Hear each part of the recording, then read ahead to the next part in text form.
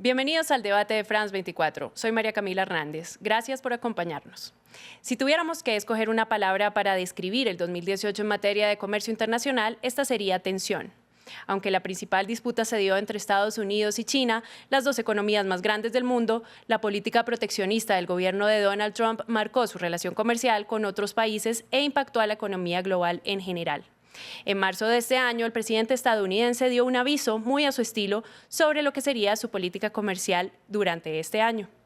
Vía Twitter, el mandatario dijo que cuando un país, Estados Unidos, está perdiendo miles de millones de dólares en el comercio prácticamente con todos los países con los que hace negocios, las guerras comerciales son buenas y fáciles de ganar. Esta declaración se puede ver como un punto de partida simbólico de la disputa arancelaria que tuvo varios momentos clave este año.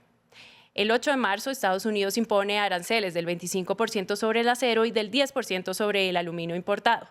El 23 de marzo y el 2 de abril, China anuncia aranceles que totalizan 6.000 millones de dólares sobre productos de Estados Unidos como frutas, nueces, cerdo y vino. El 3 de abril, Estados Unidos anuncia gravámenes para productos de alta tecnología y un día después, China responde con tasas sobre 106 productos de Estados Unidos, entre los que se encuentran la soya y los vehículos. En mayo, China y Estados Unidos lograron un acuerdo, pero 3 días después el presidente Trump se retractó. En el trasfondo de la guerra arancelaria está la preocupación de Estados Unidos por las políticas chinas de transferencia forzada de tecnología y la propiedad intelectual, un tema que abordaremos más adelante. Luego de esta corta tregua, se intensifica la imposición de aranceles. En junio, julio y agosto, China y Estados Unidos anuncian aranceles recíprocos por 50.000 millones, 34.000 millones y 16.000 millones de dólares respectivamente.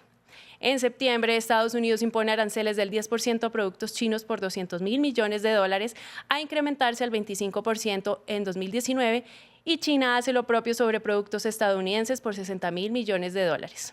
En noviembre hay reportes de que ambos países están buscando llegar a un acuerdo, al tiempo que se suceden fuertes declaraciones de ambos lados y denuncias ante la Organización Mundial de Comercio, otro punto clave en esta discusión. A principios de diciembre llegó una tregua temporal cuando el presidente chino Xi Jinping y su homólogo Donald Trump se reunieron durante la cumbre de líderes del G20 en Argentina. Veamos el reporte que preparó Tristan Ustianowski. Fue la cena que concretó la frágil tregua en la guerra comercial en curso. Donald Trump y Xi Jinping llegaron a un acuerdo en el cual Estados Unidos suspende la imposición de nuevos aranceles a productos chinos valorados en 200.000 millones de dólares. Una concesión temporal, sujeta a condiciones. El presidente Trump y el presidente Xi acordaron iniciar de inmediato negociaciones sobre cambios estructurales con respecto a la transferencia forzosa de tecnología, la protección de la propiedad intelectual, los servicios y la agricultura. Ambas partes acordaron que tratarán de completar esta negociación dentro de los próximos 90 días. Si al final de este periodo las partes no han llegado a un acuerdo, los aranceles del 10% se elevarán al 25%. Además, Beijing se comprometió a importar más productos estadounidenses a su mercado, cuya suma fue casi 4 veces inferior a las importaciones chinas en Estados Unidos en 2017. Sin embargo, unos 50.000 millones de bienes chinos permanecen bajo aranceles del 25%, una medida a la cual las autoridades chinas respondieron con sus propias tarifas sobre bienes llegados de Estados Unidos.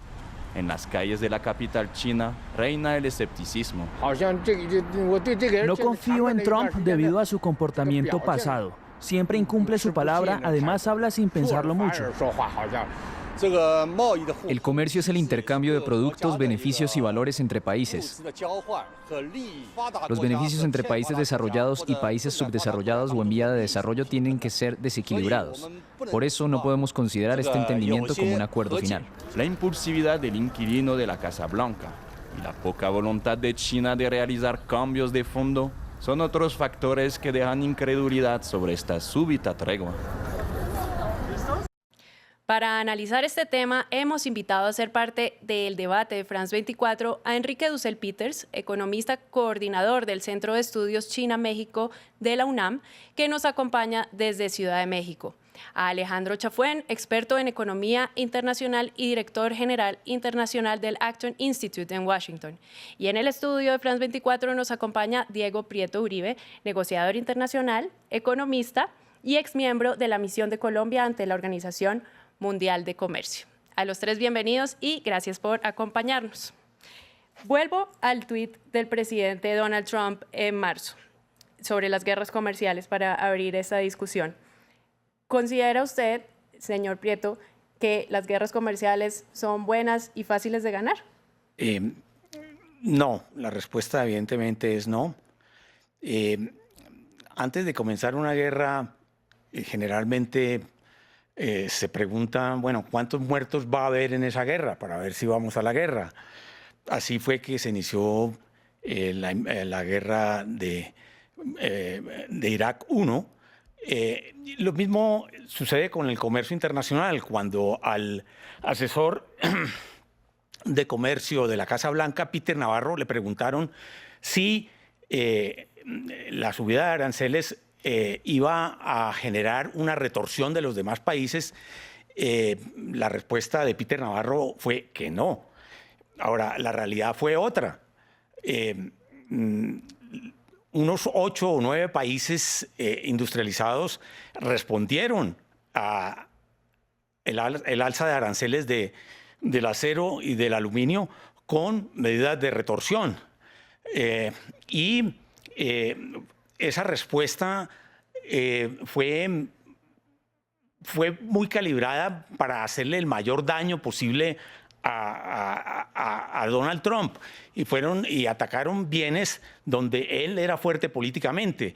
El primero de ellos es la soya, y a los agricultores de soya les ha ido muy mal en Estados Unidos. Como consecuencia, el gobierno de Estados Unidos ya anunció que les iba a dar una ayuda de unos $12 billones a los agricultores, a los efectos de remediar el daño que le han hecho los países a los cuales Estados Unidos atacó.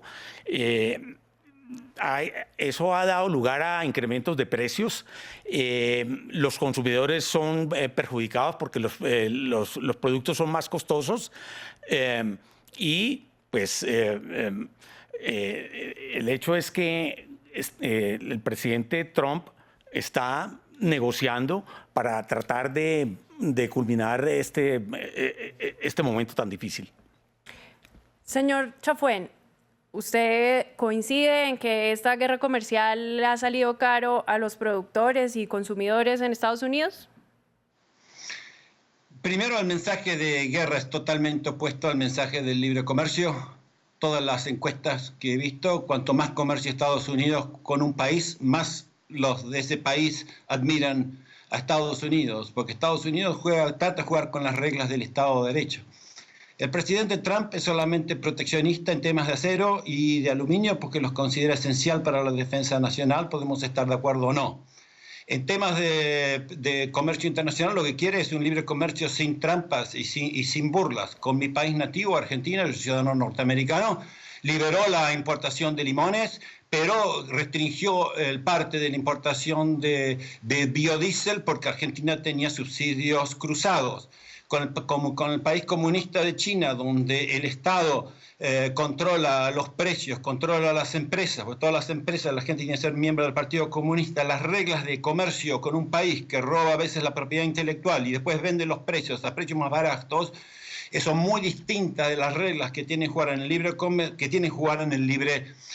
libre comercio. Así que no son fáciles de ganar las guerras comerciales. En este caso creo que Estados Unidos ya ganó. China no puede competir con Estados Unidos. En China el comercio internacional es mucho más importante que para Estados Unidos.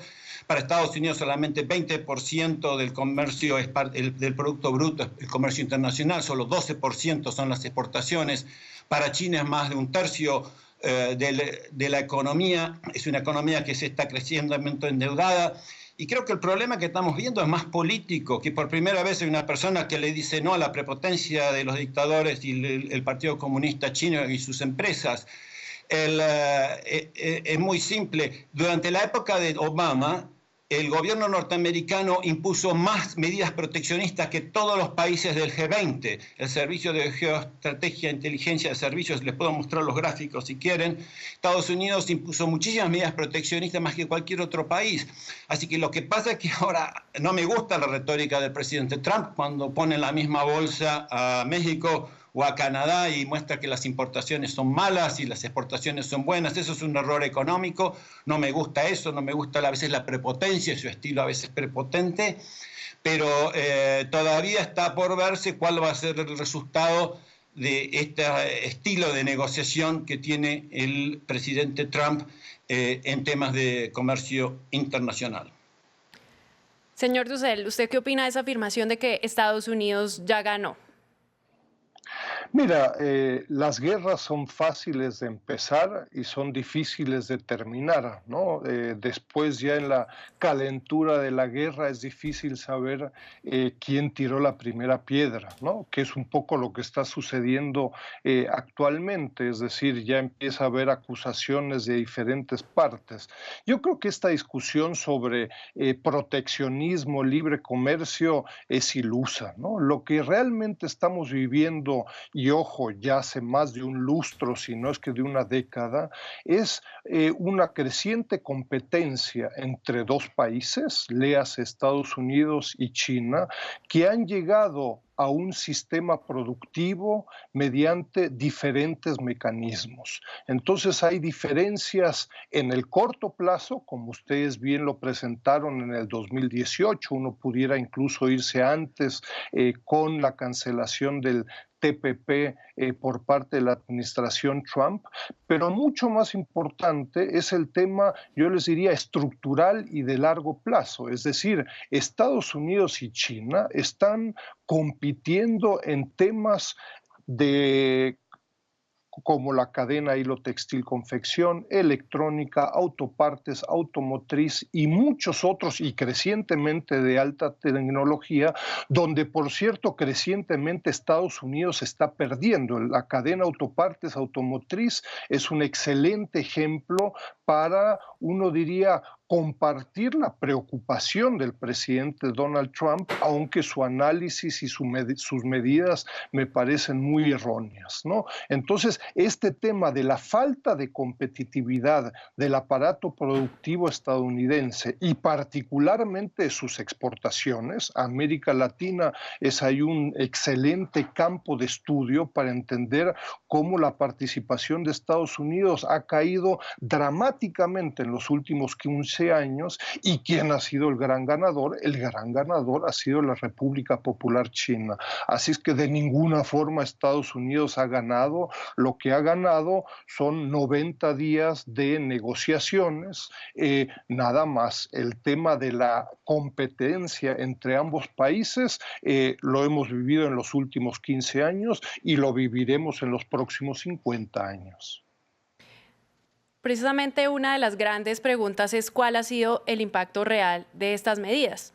Veamos algunas cifras de las economías de los dos países involucrados. Por una parte tenemos a Estados Unidos con una economía sólida, una tasa de desempleo del 3,7%, su nivel más bajo en casi 50 años y un crecimiento económico del 3,5% durante el tercer trimestre. Sin embargo, el déficit comercial, una de las grandes preocupaciones del presidente Trump, no se ha reducido, sino que al contrario, llegó a 54.000 millones de dólares en septiembre, el nivel más alto en 7 meses. Y el superávit de China con Estados Unidos alcanzó ese mes la cifra récord de 34.000 millones de dólares. Por otra parte, está China, que a diferencia de Estados Unidos muestra signos de desaceleración. En el tercer trimestre, la economía del gigante asiático tuvo el crecimiento más débil desde la crisis financiera global. Según cifras oficiales de noviembre, el PMI no manufacturero, que cubre servicios como ventas minoristas, software, aviación y bienes raíces, tuvo la mayor caída en 15 meses. También se redujeron el PMI manufacturero y la actividad en construcción. Señor Chafuén, ¿usted qué opina al respecto? Bueno, primero pienso que estamos hablando en el muy corto plazo.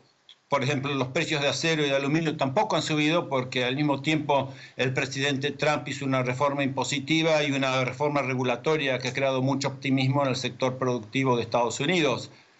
Pero Yo esperaría que una guerra comercial, o esta batalla que pienso yo que Estados Unidos ya la gana por el incremento fuerte de la deuda de China, por el problema de la desaceleración china y esos otros problemas internos de China, que Estados Unidos está mejor posicionado para esta batalla. Pero los dos pagarían costos en términos de crecimiento y en temas de empleo. De vuelta, mi visión para el mundo es un mundo unido por el comercio libre, pero basado en reglas de respeto de la propiedad privada y respeto del Estado de Derecho, que tanto Japón y Europa se han unido a Estados Unidos para demandar mejoras de China en estos campos, y China ha accedido a esto en Buenos Aires, ha accedido a comprar más bienes agrícolas de Estados Unidos, más productos energéticos.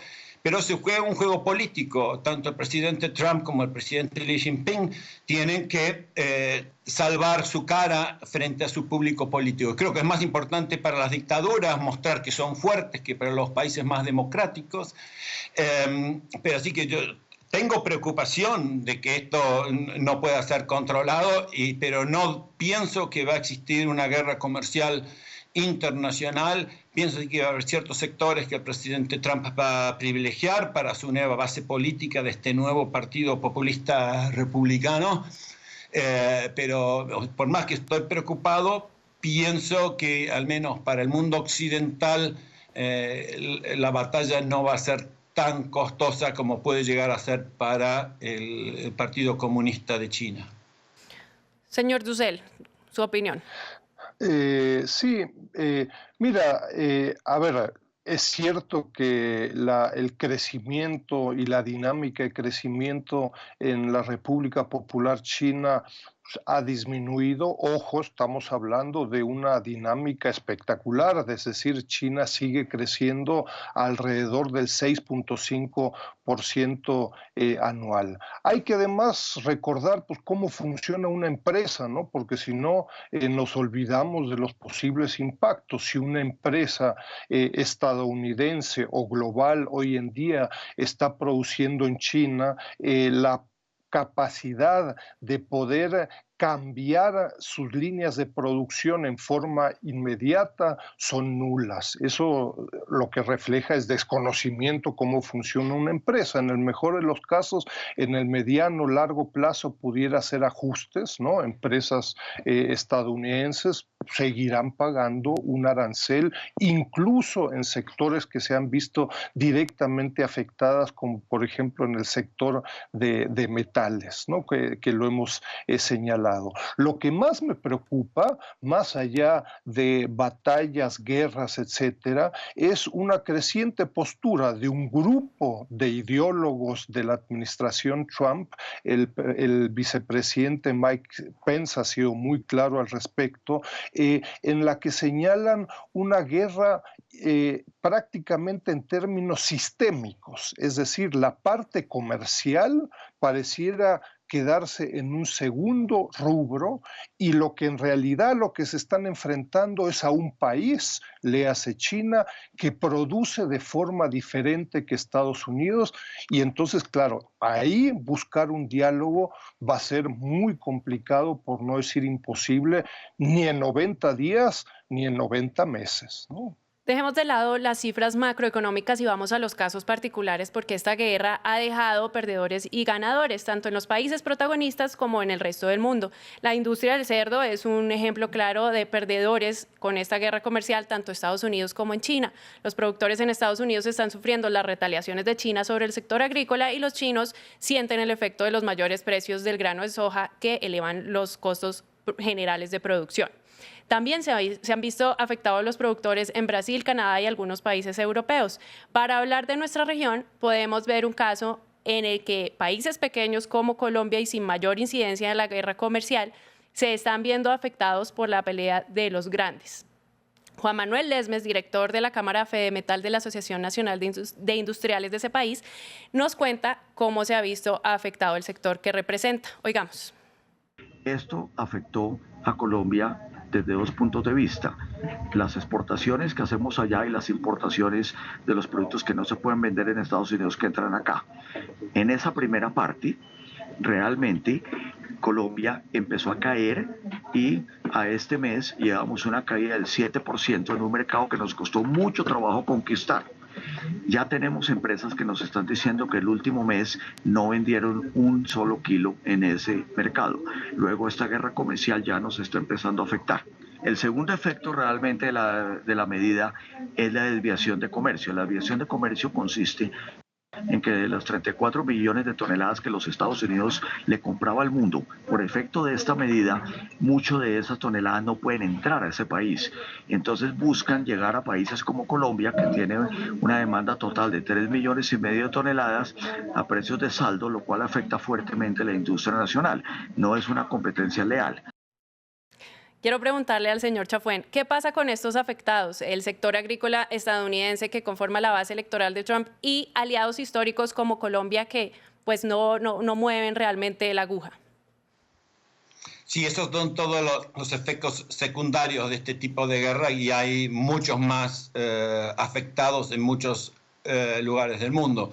Pero la clave está aquí, si vamos a irnos a un mundo donde, como bien estaba explicando, el gobierno chino de la República Popular China, donde el Partido Comunista controla gran parte de las empresas, o donde cada uno de los empresarios trata de presentar el mejor producto y proveer el mejor servicio y competir en reglas iguales.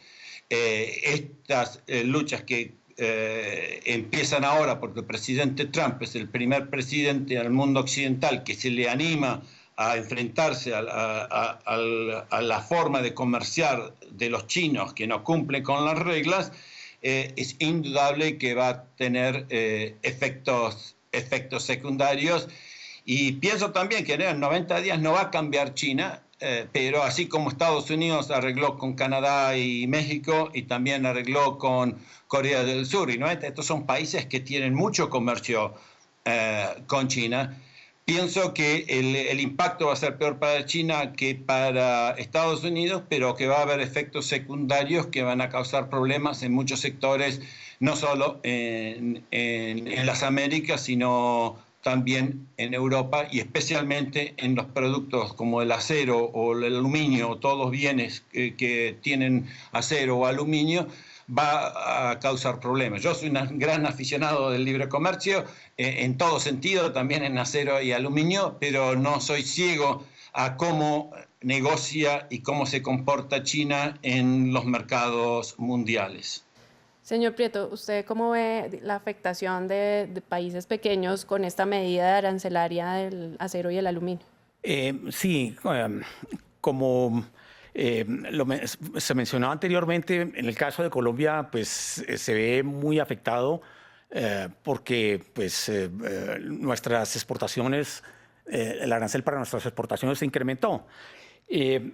No obstante, hay ganadores en esta guerra comercial. Como se mencionó anteriormente, esa alza en aranceles de tanto de Estados Unidos como de China tiene como resultado inmediato de la desviación de comercio. Entonces, se sustituyen los proveedores de esos productos para China y para los Estados Unidos. Por ejemplo, pues la demanda de soja en Brasil y en Argentina aumenta. Luego, Vietnam es uno de los grandes ganadores. Las empresas chinas, muchas empresas chinas, quieren trasladarse a Vietnam para evitar esos aranceles. Luego, si proyectamos que de esta confrontación entre Estados Unidos y China tiene como resultado una rebaja sustancial de aranceles de China, esa rebaja de aranceles no es solamente para Estados Unidos, es para el mundo entero. Entonces, en esa medida, Estados Unidos le está trabajando al resto del mundo. Sí logra que los chinos rebajen los aranceles que, a propósito, son aranceles que fueron negociados en el seno de la Organización Mundial de Comercio y son aranceles legales. Ahora, ¿qué ocurre?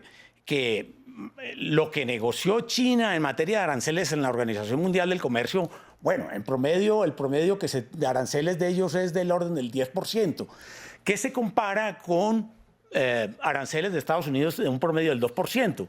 Y el señor Trump, cuando dice, mire, pero es que es injusto que para exportar un automóvil a China se tenga que pagar el 25% de arancel, mientras que para exportarlo a Estados Unidos solamente se paga el 2,5%.